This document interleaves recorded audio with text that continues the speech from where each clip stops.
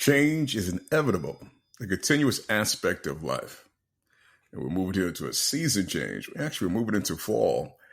And they've been saying for years in the Northeast, it's a beautiful place to be when the leaves start to turn, as it starts to cool down some.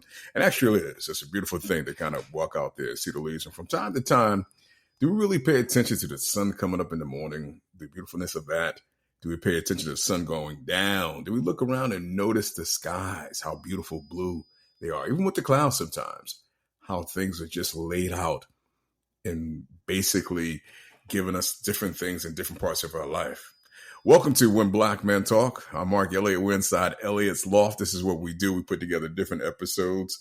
From time to time, we have guests come on. Oh, my goodness, man. We do a Common Ground, Up from the Ashes, soon, very soon. A Story of Love. We're going to start the Story of Love. I'm looking forward to that. Well, thank you for giving us an ear. We look forward to growing and still doing some things. Going back to change. I spoke earlier about basically how the season is starting to change. And the seasonal change happens because the Earth axis is tilting to a 25.5 degree angle as it orbits around the sun. That's nature, which allows us to experience different variations in temperatures. I know here in the Northeast it's going to be getting kind of cold soon. We haven't had a real cold winter, but hopefully it stays like that. We live through changes as life progresses, and that's not a secret to us.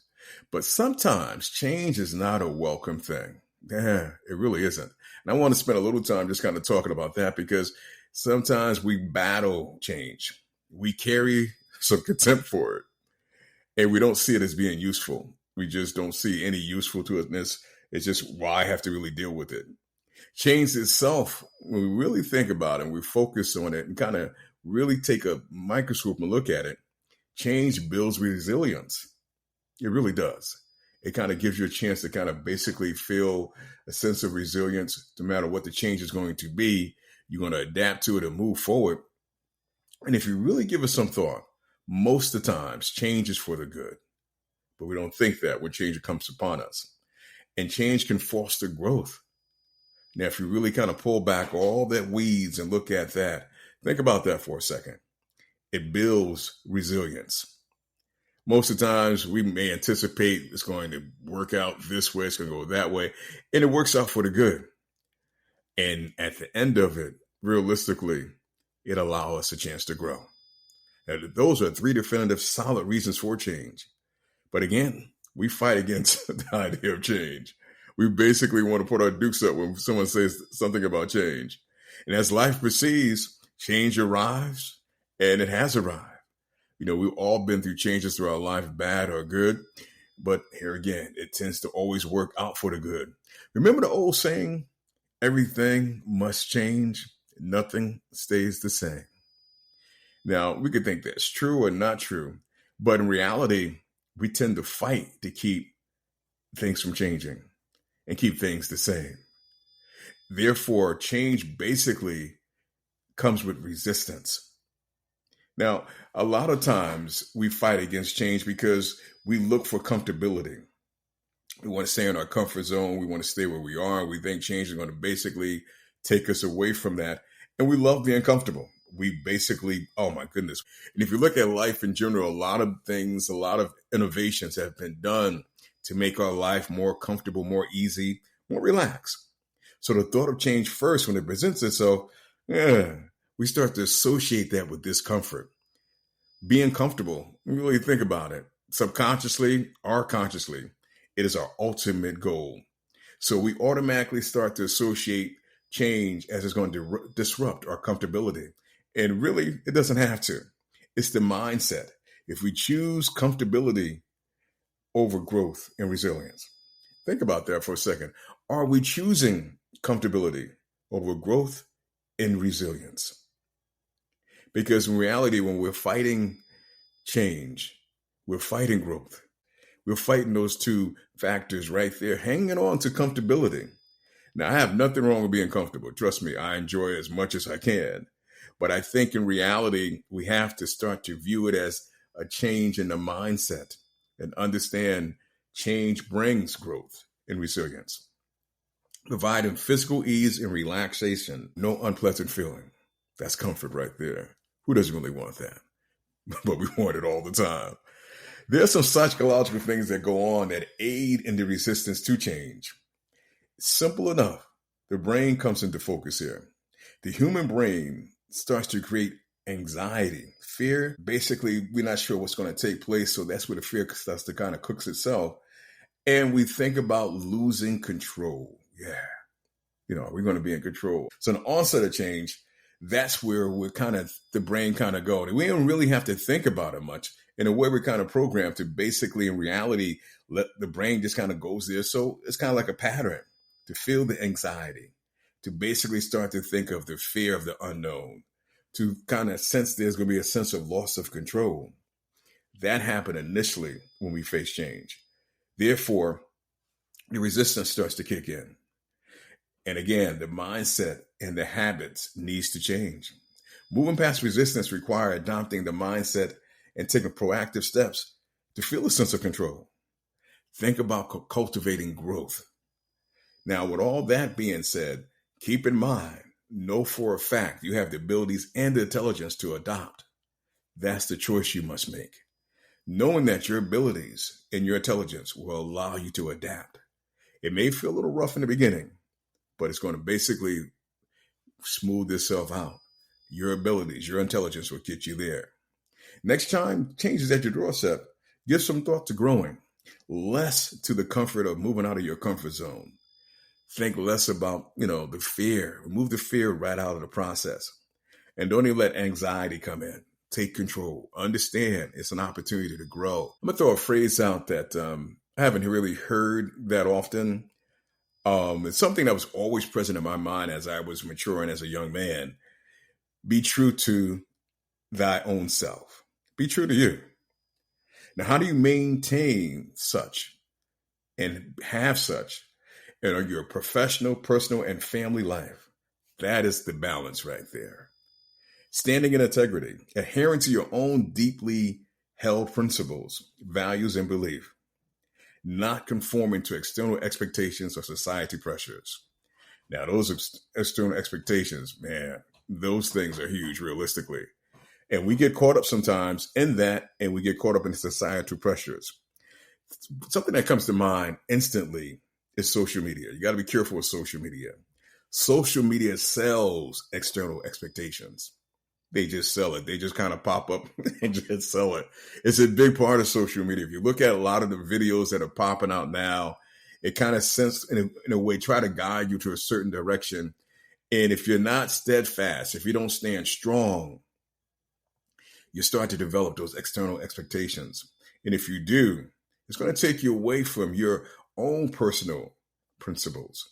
It can start to basically make your values and belief a little fuzzy, not focused.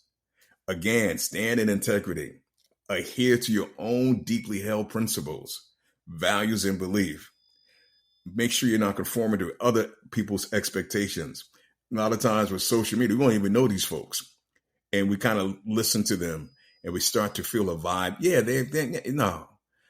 Do make sure you're not basically conforming to their expectations. When you're true to yourself, this is the thing. You will be respected, but you may not be liked. Let's say that again. When you are true to yourself, when you basically hold to your values, your beliefs, stand strong in your principles, you will be respected, but like may not come your way. It's hard for some to accept the authentic you. They might respect it, but they may have a tough time dealing with it. Therefore, the light comes, whether they like you or not. And at the end of the day, do we really value if they like you or not? Some of us do. I mean, some of us fight hard to be liked. And a lot of time, there's an overwhelming need to be liked and validated. But here's the thing. While you're fighting for that like, while you're really trying to get validated, and I always say this about social media, to me, that's what a lot of folks are doing on social media, trying to be validated for whatever reasons. Maybe they weren't validated as a child. Maybe they were in their life throughout their relationship. They didn't feel that they was validated. And they're kind of using the aspect of social media to feel validated. But that prevents you from really being true to yourself. So we should never be consumed on how the people feel about us, with their thought process when it comes to us. If you are, it's moving you away from your principles. You have to stop to adopt your principles and basically make them your favor. Attention, most focus more on the attention that you give yourself, not what attention others are giving you. And this is the rub. Don't be confused with being true to yourself as being arrogant, non-flexible, hard to deal with. And a lot of times we look at being true in a sense to ourselves when someone presents something to us and we know they might be right. No, you're going to stand hard. No, that's not being true to yourself. That's being non-flexible. So I'll say it again. Don't confuse being true to oneself as being arrogant, non-flexible, hard to deal with. Because if you're truly deeply honest with yourself and you're not afraid of your insecurities, you should work on them to overcome. And then again, that allows you to be flexible. You can embrace your strength and your quirks while having the courage to see your quirks and proceed to do better. In doing so, you have better relationships with yourself, your family, your professional life. Understand your quirks and address them appropriately. Don't try to bully and cover them up. A lot of times that's what our ego forces us to do. We sense if someone sees something about us or someone brings something to our attention, we bully in a way, try to be aggressive and try to cover up and act like it doesn't exist. That's not growing. That's not really dealing with what's really going on here. You should understand your strengths and your weaknesses and basically be able to embrace them both and work to turn your weaknesses into your strength and respect your strengths. Be true to yourself will allow you to excel in those areas, not cause problems. For the ones in circles that basically respect your principles and not afraid to like you in spite of your principles, hey, they'll be harmonious with you as you present yourself in life and as you go through life. Again, some may not respect your trueness. That's okay. They may not even like it or appreciate it. That's okay. That should not take you away from your values. It should not. Don't spend time trying to make them happy. Focus on what makes you happy. Aspects of being true to oneself. Self-awareness. Be in tune with your core values. Integrity. Hold true to your beliefs and values. Independence. Make decisions based on your internal compass. Your internal compass. There it is. Make decisions based on what you feel inside, your internal compass. Not based on what this one's going to think, how this section of the world is going to think, how this person is going to perceive it. That's not your internal compass. You're working to please them. Deal with your internal compass. Growth and acceptance. Realistically, we should always be inspired to grow and at the same time accept ourselves where we are, not where we're trying to get to. Accept us where we are and work on trying to get where you want to be. So that's growth and acceptance working together hand in hand. That's how that should be. There's always room to grow, but embrace yourself where you are currently. Learn to basically value your mistakes. Now, you may say to yourself, why do I want to value a mistake? Basically, a mistake will show you something in an area where you need to spend a little more time, a little more dedication to improve. They're not bad things. They're there to help you understand. But at the same time, understand your limitations. Continue to learn and evolve on this journey to become a better person. And that's something we should all be doing every single day. Trying to become a better person. Not saying you're not good now, but we all have room to be a little better. Your intuition, listen to it. Close attention to your instincts. Pursue your happiness by all means. No one controls your happiness other than you. So if you're not pursuing it, you're not happy, take a good look in the mirror. Don't blame others for you not being happy. You are controlling the driver's seat of your happiness and pursue it by all means. Be honest with yourself, even if it hurts, man. Even if it feels hurtful, it hurts. Still be honest with yourself. Self-honesty leads to trustworthiness in relationships with others. That it will do. Thank you for giving me an ear. It's the weekend for the most part in September. And on Sundays, you have church. And then again, in September, you have football. Enjoy your Sunday, whatever you're doing, or enjoy whatever day of the week you're listening to this. I want to thank you again for giving When Black Men Talk an ear. We continue to move on. God loves you, and we love you too. Take care of yourself.